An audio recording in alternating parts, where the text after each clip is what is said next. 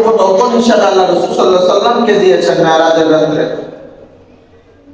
শেষ দুই আয়াত হলো আমানার রাসূল থেকে শেষ পর্যন্ত।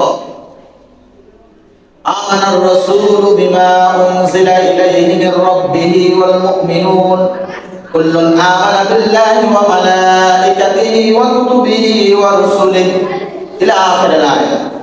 এবার শেষ পর্যন্তই দুইটা আয়াত আল্লাহ তাআলা এই উম্মতের জন্য বিশেষ একটা হাদিয়া উপটোকন হিসেবে দিয়েছেন।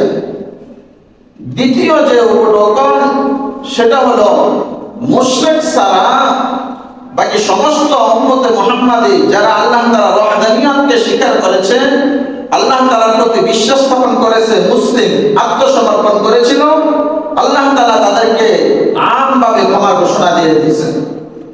কেউ যদি কবিরা গুনাহ করে ফেলে তাহলে মুসলমানদের